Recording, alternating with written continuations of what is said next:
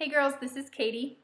I've made this video twice and my battery keeps dying and then I lose everything, so let's hope third time's a charm here. Today I wanted to share with you some strategies for saving before your baby arrives. I'm no expert, but Mike and I have done a lot of research and come up with things that I think are going to work for us. There's 4 major ideas and I wanted to share them in case you thought they might be things that you want to explore more. So I call the video budgeting for baby, just because it sounds better than like financial planning. But I'm going to be assuming that you've done a budget before and you have an idea of what you're working with every month, and you've got stuff like you've secured health insurance and you've paid off your debts or are working on paying them off, that kind of stuff. Besides just general money saving stuff like buying used things for some of your baby supplies. Anyway, so these ideas are sort of going one step beyond that and getting you really in a more financially secure position before the baby's arrival. I do have some notes here. Okay, so the first idea is to set up a baby fund. This is something I did about 3 years before we started trying, when I was waiting for Mike to sort of feel ready. And I was frustrated because I felt like, we may never get there, and I just felt like I wasn't making any progress towards having a family. So I decided to open a savings account that I used exclusively for putting away money for baby expenses for someday in the future. And I used my bank's website to set up a timeline and a dollar amount goal. And what I started with was 3 months salary for just myself alone, that I figured if nothing else it would cover 3 months of maternity leave. And anything beyond that would just go towards all the stuff you have to buy for babies. So this was I think it's a good idea for pre-TTCers or for people who are currently trying to conceive, because it gives you something to look towards. I just felt really good every month when I contributed from my paycheck into this account and I could see the amount grow, and I would just dream about, what that money would eventually be used for. It just gave me a lot of hope. So that's my first idea. One of the things I'm going to do pretty soon around here is to gather up all of our loose change, like that we have in the car for parking, and that take a big deposit to the bank and add it to the account. Interest rates are really low, so it's not collecting a lot, but it's something. And I've never made a deduction from that account, so I only add to it, and I just feel good to have that there sort of waiting for the baby. The next idea is to open a Upromise account.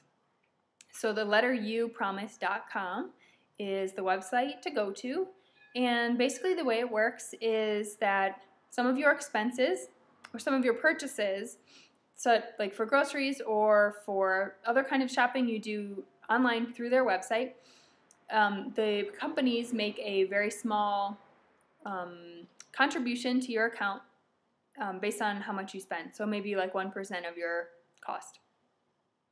And it's basically a scholarship fund for your future child. And when you get to $25, you can put the money into what's called a 529 plan, which is a basically a tax-free account for educational expenses. And it does collect interest.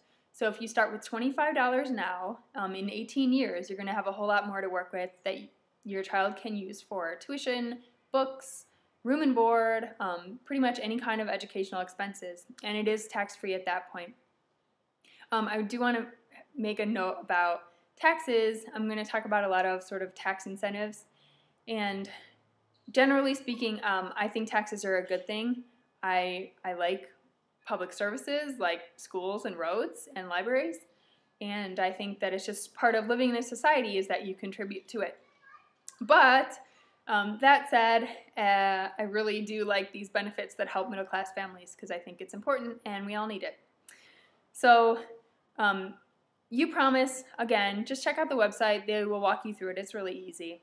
And the money accrues pretty slowly, but your debit or credit cards and then your store loyalty card, say for a grocery store, are all linked directly to your account there. So you don't have to think about it. You just go do your grocery shopping like normal, and then you can check your Upromise account and see how much of your purchases were able to, be contributed to your account. It may be 13 cents a day or something like that, but or per grocery trip. But hey, it's something. Okay, the third idea is to look into supplemental hospital insurance. If you have really great primary health insurance, that's great. Then you probably don't need to worry about it. But this is something Mike and I looked into last spring, and we actually decided not to do it because we knew we weren't going to start trying to conceive until late summer. So to us, it didn't make sense. You have to enroll for a year. So it didn't make sense to us to contribute to this account for 6 months when we didn't think it was going to pay off in that time frame. This does cover stuff like if you're in an accident, it covers extra expenses that your primary insurance might not, but you can also use it for pregnancy and delivery costs. If you're planning a hospital birth, this might be something to look into. It's normally through your employer, but you may be able to get an individual policy too. I know Aflac offers it.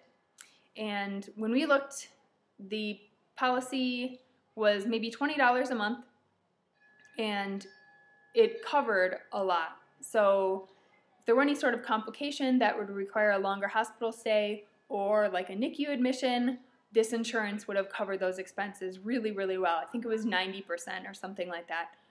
It was good. So that's something to look into. Again, depending on what your own insurance policy is already like. Just helps to fill the gap. So my last idea is a flexible spending account. And this is similar. This is, again, usually through your employer.